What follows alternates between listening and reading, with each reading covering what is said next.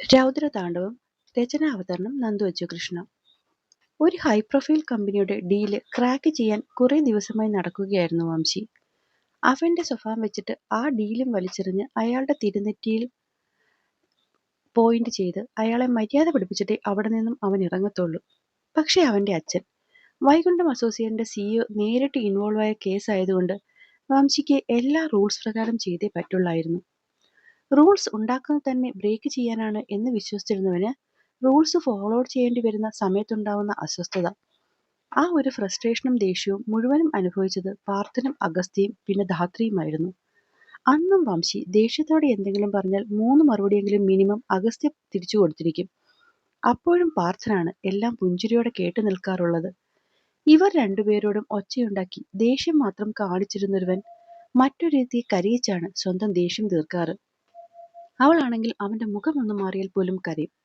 ആദ്യ കാലങ്ങളിലൊക്കെ ഈ അഗസ്ത്യയെപ്പോലെ ഒന്നിന് 10 പറഞ്ഞുകൊണ്ടിരുന്നവളാണ് ഇന്നിങ്ങനെ കരയുന്നത് എന്നുള്ളത് പാർത്ഥനും അഗസ്ത്യയ്ക്കും അത്ഭുതമായിരുന്നു. അങ്ങനെ ഈ ഡീല് തുടങ്ങിയ അന്നു മുതൽ അവളെ കരയിച്ചുകൊണ്ടിരുന്നവന്റെ മുഖം ഒന്ന് തെളിഞ്ഞു കണ്ടത് 12 ദിവസങ്ങൾക്ക് ശേഷം ആ കമ്പനിയുടെ ഡീൽ അവന് കിട്ടിയപ്പോൾ മാത്രമാണ്. ആ ഒരു സന്തോഷം അവന്റെ പ്രിയപ്പെട്ടവരോട് പങ്കുവയ്ക്കാൻ വേണ്ടി മാത്രമാണ് അത്രയ്ക്ക് മഴയായിട്ടും ഓഫീസിൽ നിന്നും അവൻ വീട്ടിലേക്ക് ഓടി വന്നത്. 2 ദിവസം മുന്നേ എന്തോ കാര്യത്തിൽ ശരിക്കും വഴക്ക് പറഞ്ഞതുകൊണ്ട് പെണ്ണ് അതിനുശേഷം ശരിക്കും മുന്നിൽ വന്ന് പെട്ടിട്ടില്ല. അമ്മയുടെ ഒപ്പം അടുക്കളയിലോ പിന്നാമ്പലത്തോ മാത്രം നിന്ന് തനിക്കൊന്ന് കാണാൻ പോലും കിട്ടാതെ ശരിക്കും തന്നെ നന്നായി ദേഷ്യം പിടിപ്പിക്കുന്നുണ്ട് പെണ്ണ്. അപ്പോഴൊക്കെ അത് പോട്ടെ പോട്ടെ എന്ന് വെച്ചത് ഇങ്ങനെയൊരു ദിവസത്തിനു വേണ്ടിയാണ്. അതുകൊണ്ടാണ് അച്ഛൻ പറഞ്ഞിട്ട് പോലും അവിടെ നിൽക്കാതെ വീട്ടിലേക്ക് ഓടി വന്നിരുന്നത്. കാരണം മഴ കണ്ടാൽ പിന്നെ പെണ്ണിന് അകത്തുള്ള ഇരിപ്പൊന്നും പറ്റില്ല. അമ്മയെ എങ്ങനെങ്കിലും സോപ്പിട്ട് അവൾ വെള്ളത്തിൽ കളിക്കാനിറങ്ങും എന്നവൻ ഉറപ്പായിരുന്നു. ആ കാഴ്ച കാണാൻ വേണ്ടിയാണ് സത്യം പറഞ്ഞാൽ ഈ പാടെല്ലാം പെട്ടതുപോലും. പതിവില്ലാതെ പകൽ സമയത്ത് അവനെ അവിടെ കണ്ട് പണിക്കാർ ശരിക്കും ഞെട്ടിയിരുന്നു. അമ്മയെ തിരക്കിയപ്പോൾ അമ്മ ഉച്ചമയക്കത്തിൽ കിടന്നു എന്നറിഞ്ഞു. അത് കേട്ടതും അവിടെ ബാക്കിയുണ്ടായിരുന്ന 3-4 സ്റ്റാഫിനെ ഗസ്റ്റ് ഹൗസ് വൃത്തിയാക്കാൻ പറഞ്ഞു വിട്ടിട്ട് അവന്റെ നോട്ടം മുഴുവനും കഴിഞ്ഞ 2 ദിവസം കൊണ്ട് തന്നെ പെടാപ്പെടുത്തുന്ന ആ ഉണ്ടമുളകിനെ ഒരു നോക്ക് കാണാൻ വേണ്ടിയായിരുന്നു. അമ്മ കിടക്കുന്ന മുറി മുതൽ അകത്ത് മുഴുവനും അവൾ ഇല്ലെന്ന് കണ്ടാണ് പുറത്തേക്കിറങ്ങിയത്. കോരിച്ചൊരിയുന്ന മഴയിൽ അതിനിടയിൽ പവർ കട്ട് വന്നതും ഇൻവെർട്ടർ അത്യാവശ്യം കുറച്ച് ഭാഗങ്ങൾ മാത്രം വർക്ക് ചെയ്തു തുടങ്ങി. ഒന്നാമത് മഴക്കൂരാപ്പിൽ അന്തരീക്ഷമാകെ ഇരുട്ട് പടർന്നു കിടക്കുന്നു. ഒപ്പം മെയിൻ ഏരിയയിൽ മാത്രം വെട്ടം കൂടിയായതും അടുക്കളയുടെ പിൻഭാഗത്ത് രാത്രിയുടെ പ്രതീതിയായി. എങ്കിലും ഹാളിൽ നിന്ന് വരുന്ന ഒരു കീറ് വെട്ടം ആ ഇരുട്ടിനെ മായ്ക്കാൻ കെൽപ്പുള്ളതായിരുന്നു. അങ്ങനെ ആ വെട്ടത്തിന്റെ അകമ്പടിയോടെയാണ് അവൻ അടുക്കള ഭാഗത്തിന്റെ ഇടനാഴിയിലോട്ട് നടന്നത്. വിചാരിച്ച പോലെ അതിനറ്റത്ത് മഴയിൽ കുളിച്ചുകൊണ്ട് നിൽപ്പുണ്ട് പെണ്ണ്. അവളുടെ ആ കളിക്കൊപ്പം അപ്പുറത്തെ തെടിയിലെ കുറെ കീഞ്ഞാതികളുമുണ്ട്. അവനെ കാണുന്നതേ അവർക്കെല്ലാം ഭയമാണ്. അവളെ നോക്കി അവിടേക്ക് ചെല്ലുന്നവനെ കണ്ട പിള്ളേർ അവളോട് ഒരു വാക്കുപോലും മിണ്ടാതെ ഓടിക്കളഞ്ഞു. പക്ഷെ അതൊന്നും അറിയാതെ മഴയിൽ വട്ടം കറങ്ങി കളിച്ചവൾ ചെന്നിടിച്ചത് വംശിയുടെ നെഞ്ചിലേക്കായിരുന്നു. പെട്ടെന്നുള്ള തട്ടലിൽ മണ്ണിലേക്ക് വീഴാൻ തുടങ്ങിയവളെ വംശി ഇരു കൈകൾ കൊണ്ടാണ് താങ്ങിയത്. വിച്ചേട്ടാ! അപ്രതീക്ഷിതമായി തന്നെ മുന്നിൽ കണ്ട പെണ്ണിന്റെ വിളിയിൽ പോലും അവൾ ആ നേരം എത്രത്തോളം സന്തോഷത്തിലായിരുന്നു എന്ന് മനസ്സിലാവുന്നുണ്ടായിരുന്നു. കാരണം താനൊന്ന് പിണങ്ങിയാലോ വഴക്ക് പറഞ്ഞാലോ മുഖം വീർപ്പിച്ച് മിണ്ടാതെ നടക്കുന്നവളാണ് ഇന്നിപ്പോ കഴിഞ്ഞ ദിവസം നടന്നതെല്ലാം മറന്ന് തന്നെ ഇത്രയും പ്രണയത്തോടെ വിളിക്കുന്നത്. അപ്പോൾ തന്നെ അറിയാലോ അവൾക്ക് മഴയോടുള്ള ഭ്രാന്ത്. വിച്ചേട്ടാ, ദേ എന്റെ കൈക്ക് മുകളിൽ കൈയൊന്ന് വെച്ചേ. വെക്ക് വിച്ചേട്ടാ. എന്നിട്ട് അതിങ്ങനെ മുകളിലോട്ട് തെറ്റിച്ചേ. അവന്റെ കൈ തന്റെ കൈയിലേക്ക് വെച്ച് പിന്നെയും പിന്നെയും വെള്ളം തട്ടിത്തെറിപ്പിച്ചു പെണ്ണ്. കഴിഞ്ഞ 2 ദിവസം എവിടെയായിരുന്നേ നീ? പെണ്ണിന്റെ കളി കഴിയുന്നില്ലെന്ന് കണ്ടതും വാശിയോടെ അവളെ ഇടുപ്പിൽ ചുറ്റിപ്പിടിച്ച് ഭിത്തിയിലേക്ക് അമർത്തി നിർത്തി വംശി. അത് ഞാൻ വിച്ചേട്ടനോട് പിണങ്ങി ഒളിച്ചു നടക്കുമല്ലായിരുന്നോ? കുറുമ്പിൽ അവന്റെ മീശ പിരിച്ചു വെച്ചുകൊണ്ട് പെണ്ണ് കൊഞ്ചി. എന്നിട്ട് പിന്നെന്തിനാ ഇപ്പൊ പൊങ്ങിയത്? അതോ, അതുണ്ടല്ലോ. അവന്റെ മുഖത്തൂടെ വിരലുകൾ കൊണ്ട് കളം വരച്ച പെണ്ണ് പിന്നെയും കൊഞ്ചിയതും ഇടുപ്പിലെ ധാവണി വകഞ്ഞു മാറ്റി അവനവളെ അമർത്തിപ്പിച്ച് എരിവ് വലിച്ചുകൊണ്ട് പെണ്ണ് പെരുവിരലിൽ ഉയർന്നു. എന്തിനാ എന്നെ ഇങ്ങനെ കാണുമ്പോ നോവിക്കുന്ന വിച്ചേട്ടാ? എന്റെ സ്നേഹം ഇങ്ങനെയാ. നിന്നിങ്ങനെ നോവിച്ച് എനിക്കത് കാണിക്കാൻ പറ്റും. എനിക്കിങ്ങനെ സ്നേഹിക്കാൻ പറ്റും. എന്തേ? ഉറപ്പാണോ? എങ്കിൽ നോക്കിക്കോ, ഞാൻ ഉറപ്പായിട്ടും വിച്ചേട്ടനെ ഇട്ടിട്ട് പോകും. അത് കേട്ടതും അവന്റെ മുഖം ദേഷ്യത്തിൽ വലിഞ്ഞു മുറുകി. പെണ്ണത് കണ്ട് പിന്നെയും ചിരിക്കാൻ തുടങ്ങിയതും ബലമായി അവളുടെ കഴുത്തിടുക്കിലേക്ക് മുഖം അമർത്തി. തോളിൽ നിന്നും ബ്ലൗസ് വലിച്ചു നീക്കിയവിടെ അമർത്തി കടിച്ചിരുന്നു അവൻ. ഇച്ചേട്ടാ! പെണ്ണ് വേദനയിൽ തുള്ളി. പോകുമൊടി നീ എന്നെ വിട്ടിട്ട്? ഏ? ആ പോകും, ഉറപ്പായും പോകും. എങ്കിൽ കൊല്ലും നിന്നെ ഞാൻ. കൊന്നോ? പക്ഷെ ഈ കൈ കൊണ്ട് മരിക്കാനാണെങ്കിലും ഇതുപോലെ മഴയുള്ളൊരു ദിവസം പെട്ടെന്ന് ഞാൻ വിച്ചേട്ടന്റെ മുന്നിലേക്ക് വരും. അപ്പോഴോ? പെണ്ണ് പിന്നെയും ഓരോ കുറുമ്പ് പറയുന്നതനുസരിച്ച് അവൻ അവളെ ഇറുക്കി കെട്ടിപ്പിടിച്ച് നോവിച്ചുകൊണ്ടിരുന്നു. പിന്നെയും ഒരു മഴക്കാലം. നീ എവിടെയാ ധാത്രിക്കുട്ടി? 1000 ഓർമ്മകളിൽ കണ്ണു നിറച്ചവൻ സ്റ്റിയറിംഗിൽ കൈവച്ച് ഇടതുഭാഗത്തേക്ക് നോക്കി. ബ്ലോക്ക് ഇതുവരെ അനങ്ങി തുടങ്ങിയിട്ടില്ല. അവന്റെ കണ്ണുകൾ അറിയാതെ ഓപ്പോസിറ്റ് സൈഡിലെ ബസ്സിൽ തുറന്നിട്ടിരിക്കുന്ന ഒരു സീറ്റിലേക്ക് മാത്രം എത്തി. ചാറ്റൽ മഴയിൽ ആ മുഖം ഒന്ന് ആദ്യമായിട്ട് കണ്ടതും അവന് വ്യക്തമായില്ല. പക്ഷെ നോക്കിയിരിക്കെ അവന്റെ ഹൃദയം ശക്തമായി തുടിച്ചു തുടങ്ങി. ധാത്രിക്കുട്ടി. ഈ നേരം മറ്റൊരുവളും സുന്ദരമായ ഒരു സ്വപ്നത്തിലായിരുന്നു. ഒരു പക്ഷെ അവളെ ഇന്നും ജീവിപ്പിക്കുന്നത് എന്നോ ജീവിതം ഒരുക്കി കൊടുത്ത ആ മനോഹരമായ ഓർമ്മകളിലൊക്കെയാണ്. കോരിച്ചൊരിയുന്ന മഴയിൽ പാതിയെ നനഞ്ഞിട്ടാണ് അന്നവൾ വൈകുണ്ഠത്തിലേക്ക് ചെന്ന് കയറിയത്. അടുക്കളയുടെ പിന്നാമ്പുറത്തേക്ക് കാലെടുത്ത് വെച്ചപ്പോഴേ കണ്ടിരുന്നു വിലാസിനി അമ്മയ്ക്കൊപ്പം എന്തോ ചെയ്യുന്ന ദേവമ്മയെ. സാധാരണ 6:30 ആകുമ്പോൾ വെള്ള കീറി എത്തുന്ന പ്രകാശം ഇന്ന് കുറ്റാക്കൂരിട്ടിൽ എവിടെയോ മറഞ്ഞുപോയിരുന്നു. അമ്മയെ കണ്ട് വേഗത്തിൽ അകത്തേക്ക് കയറാൻ തുടങ്ങിയപ്പോഴാണ് കാലിനിടയിലേക്ക് ഒട്ടിപ്പിടിച്ചു കയറുന്ന പാവാട ശ്രദ്ധിച്ചത്. പാതിയിൽ താഴെ ഒട്ടിപ്പിടിച്ചു കിടന്നിരുന്ന ധാവണിയുടെ പാവാട അടുക്കളയുടെ വാതിലിന്റെ പിൻഭാഗത്തേക്ക് നീങ്ങി പിഴിഞ്ഞുകൊണ്ടാണ് അവൾ പിന്നെ അകത്തേക്ക് കയറിയത്. ഇതെന്താ ദൈവമേ ഇത്രയും നേരത്തെ അടുക്കളയിൽ? ഹാ, നീ വന്നോ? ഇപ്പോഴാ എനിക്ക് സമാധാനമായത്. പക്ഷേങ്കിൽ ഇന്ന് താമസിച്ചല്ലോ മോളെ. മഴയായിട്ടാ? മൂളിക്കൊണ്ടവൾ അമ്മ തിരുമ്മിക്കൊണ്ടിരുന്ന തേങ്ങ വാങ്ങി തിരുമാൻ തുടങ്ങി. വിലാസിനി അമ്മ അരി കഴുകിയിട്ട് വന്ന് തേങ്ങ തിരുമാനുള്ള സമയം കൊടുക്കാതെ അമ്മ ശടപടാന്ന് ജോലി ചെയ്യുന്ന കണ്ടതും അവളുടെ ശ്വാസവും നിന്നു. കാരണം അമ്മ ഇങ്ങനെ പേടിച്ച് ജോലി ചെയ്യണമെങ്കിൽ അവിടുത്തെ സാറിന് രാവിലെ എവിടെയെങ്കിലും പോകണമായിരിക്കും. എവിടെ പോകുന്നുണ്ടെങ്കിലും വീട്ടിൽ നിന്നാണ് പോകുന്നതെങ്കിൽ അതിനു മുന്നേ ആഹാരം ടേബിളിൽ എത്തിയിരിക്കണം എന്നുള്ളത് അദ്ദേഹത്തിന് നിർബന്ധമാണ്. അതിപ്പോൾ രാവിലെ 9 മണിക്കായാലും അല്ലെങ്കിൽ വെളുപ്പിന് 3 മണിക്കാണെങ്കിലും. അതിനൊപ്പം തന്നെ അത് ദേവമ്മ തന്നെ ടേബിളിൽ കൊണ്ടുവെക്കണം എന്നുള്ളതും അയാളുടെ ഒരുതരം വാശിയാണ്. ഇന്നും അങ്ങനെ എന്തെങ്കിലും ആയിരിക്കും. ആ ഒരു തോന്നലിൽ അവളും വേഗത്തിൽ ജോലി ചെയ്യാൻ തുടങ്ങി. സിദ്ധിമോളെ, ഇതൊക്കെ അമ്മ ചെയ്തോളാം. മോള് അമ്മയ്ക്ക് വേറൊരു സഹായമാണ് ചെയ്തു തരേണ്ടത്. അമ്മയുടെ പറച്ചിൽ കേട്ടപ്പോഴേ അവളുടെ ചങ്കൊന്ന് പിടഞ്ഞു. കാരണം ഈ ആവശ്യത്തിന്റെ അറ്റം എന്തായാലും ചെന്ന് നിൽക്കുന്നത് ആ രാവണനിലാകും. മുന്നേ എപ്പോഴോ അമ്മ ക്ഷേത്രത്തിൽ പോകാൻ പറഞ്ഞപ്പോൾ ആള് വല്ലാതെ അമ്മയോട് ദേഷ്യപ്പെട്ടു. അമ്മയുടെ കരച്ചിൽ കാണാൻ വയ്യാതെ താൻ പോയി ആളോട് എന്തൊക്കെയോ പറഞ്ഞു. അത് കേട്ട് കുറെ തുള്ളിച്ചാടിയെങ്കിലും അവസാനം ആള് ക്ഷേത്രത്തിലേക്ക് പോയി. അന്ന് താൻ പറഞ്ഞൊരു കാര്യം ആള് ചെയ്തത് കണ്ടതിന് ശേഷം അമ്മ തുടങ്ങി വെച്ചതാണ് ഈ രീതി. അന്ന് അമ്മയ്ക്ക് സങ്കടമാവാതിരിക്കാൻ വേണ്ടി കരഞ്ഞു കാലുപിടിച്ചാണ് അതൊന്ന് ചെയ്തു തന്നത്. അത് താൻ ചെയ്യിപ്പിച്ചത് എങ്ങനെയാണെന്ന് അമ്മയോട് 1000 തവണ വട്ടം പറഞ്ഞിട്ടുമുണ്ട്. എന്നാലും പിന്നെയും പിന്നെയും എന്തെങ്കിലും ആവശ്യം വരുമ്പോൾ അമ്മ തന്നെ ബലിയാടാക്കാൻ പറഞ്ഞുവിടും. അമ്മ കുറെ തവണ പറയുമ്പോൾ എത്ര പേടിച്ചിട്ടാണെങ്കിലും താനും അമ്മയുടെ ആവശ്യമായി ആളുടെ അടുത്തേക്ക് കയറി ചെല്ലും. എന്നിട്ടോ പട്ടി ചന്തയ്ക്ക് പോകുന്ന പോലെ വെറും കൈയോടെ മടങ്ങി വരികയും ചെയ്യും. ഒപ്പം ഇവിടുന്ന് പോകുമ്പോൾ കൂടെ കൊണ്ടുപോകാത്ത കുറെ ഇംഗ്ലീഷ് തെറികളും തന്റെ തലയ്ക്ക് മുകളിലായിരിക്കും പറ്റിപ്പിടിച്ചിട്ടുണ്ടാവുക. ഇതാണ് സ്ഥിരം. എന്റെ അമ്മേ, ഞാൻ പറഞ്ഞാലൊന്നും അമ്മയുടെ മകൻ ആ രാവണൻ കേൾക്കില്ല. പിന്നെ എന്തിനമ്മ എന്നെ രാവിലെ തന്നെ തെറി കേൾപ്പിക്കാൻ പറഞ്ഞു വിടുന്നത്? ചുണ്ടും പുലർത്തി സിദ്ധി അവരെ നോക്കി. അമ്മയ്ക്കറിയാം മോള് ചെന്നാൽ അവൻ മോളെ ആദ്യം വഴക്ക് പറയുമെന്ന്. പക്ഷെങ്കിൽ അത് കഴിഞ്ഞിട്ട് അനുസരിക്കുമല്ലോ.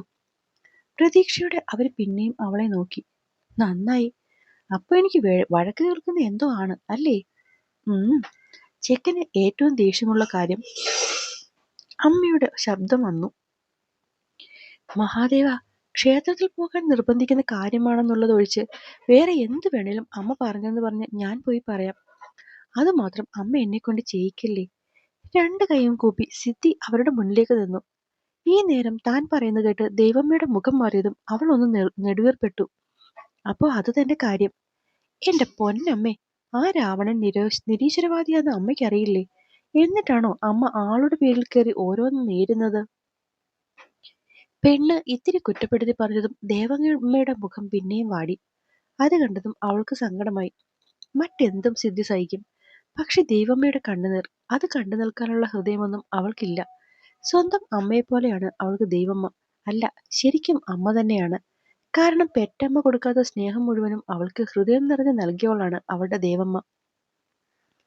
അതെ, ദേവമ്മ എന്റെ മുന്നിൽ നിന്ന് കരയൊന്നും വേണ്ട. ഞാൻ പോയി പറഞ്ഞു നോക്കാം. കാല് പിടിച്ചാണെങ്കിലും സമ്മതിപ്പിക്കാനും ശ്രമിക്കാം. പക്ഷെങ്കിൽ ഇത് അവസാനത്തേതാണ് കേട്ടോ. ഇനിയും എന്നെ ഇതുപോലെ പ്രതിസന്ധിയിൽ ആളുടെ മുന്നിലേക്ക് ഇട്ടു കൊടുക്കരുത് ദേവമ്മ. വാക്കാണോ? വാക്കാണ്. അവൾ നീട്ടിപ്പിടിച്ച ഉള്ളം കൈയിലേക്ക് കൈ ചേർത്ത് ദേവമ്മ പുഞ്ചിരിച്ചു. ചിരിച്ചു മയക്കൊന്നും വേണ്ട. അതെ, അമ്മയുടെ മോനാ രാവണൻ ഇപ്പോൾ എഴുന്നേറ്റുണ്ടാവുമോ?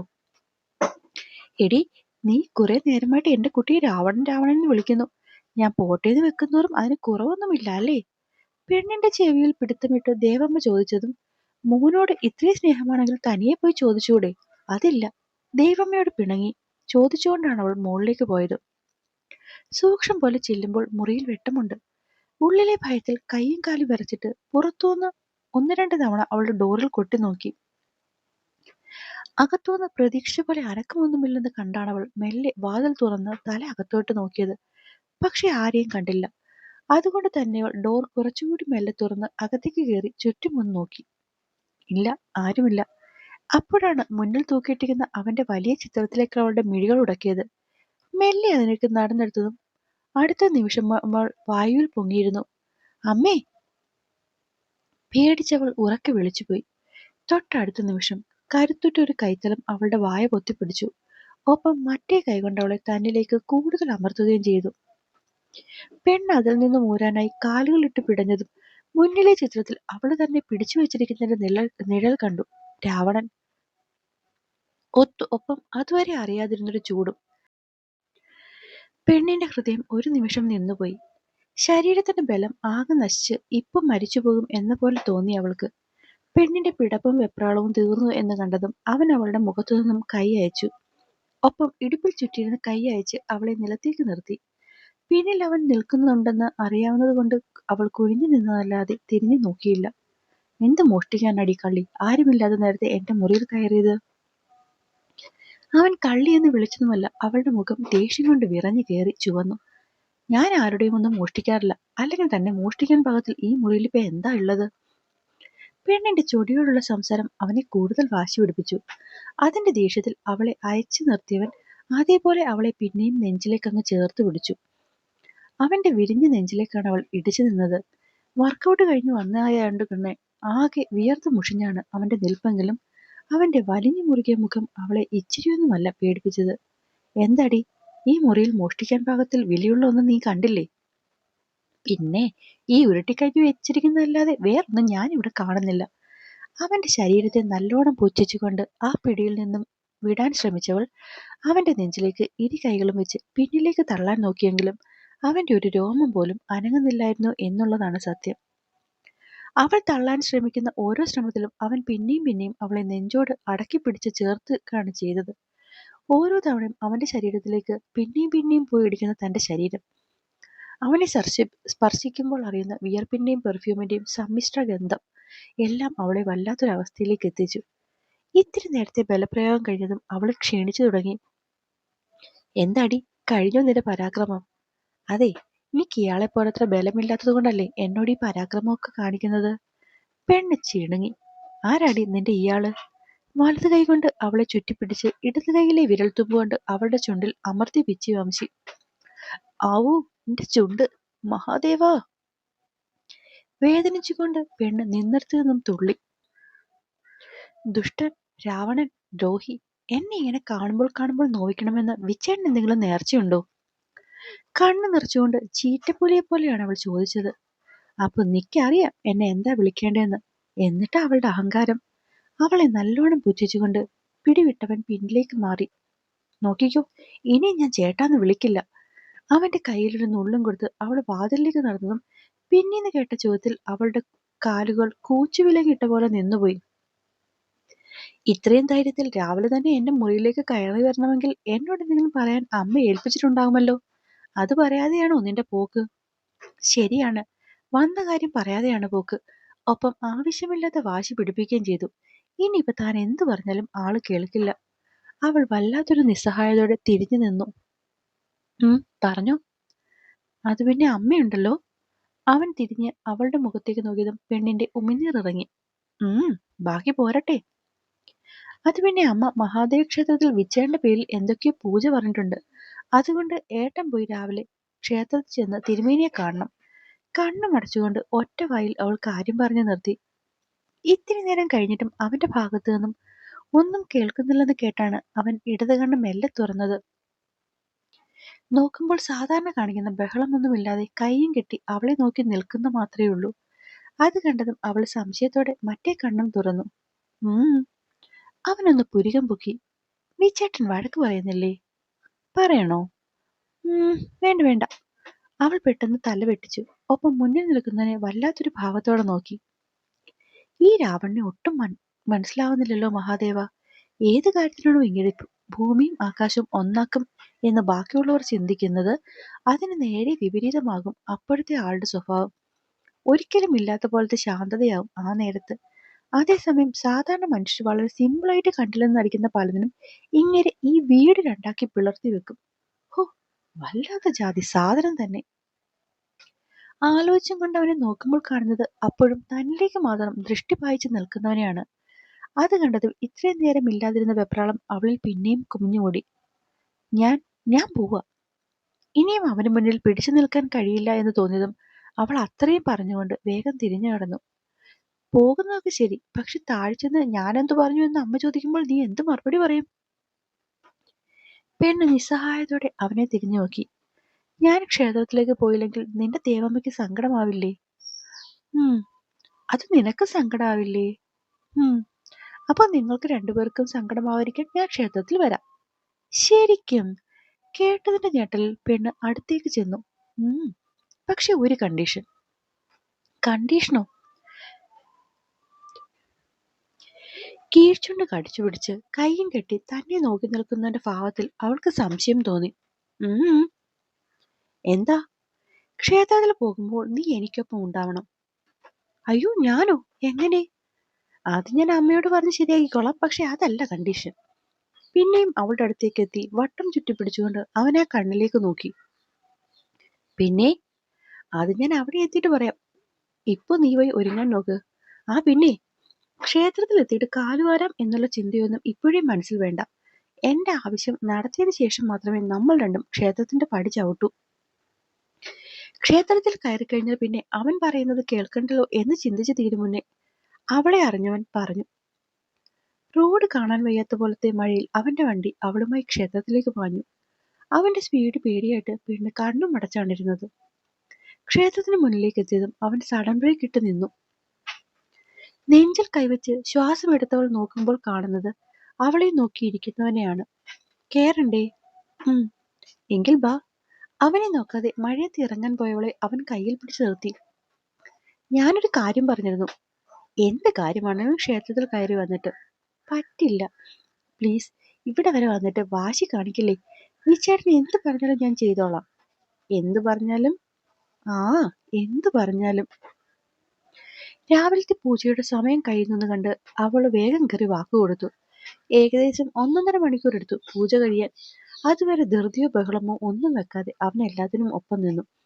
അവസാനം പൂജയുടെ പ്രസാദവും വാങ്ങി പുറത്തേക്ക് ഇറങ്ങുമ്പോഴും മഴയ്ക്ക് അല്പം പോലും കുറവുണ്ടായിരുന്നില്ല.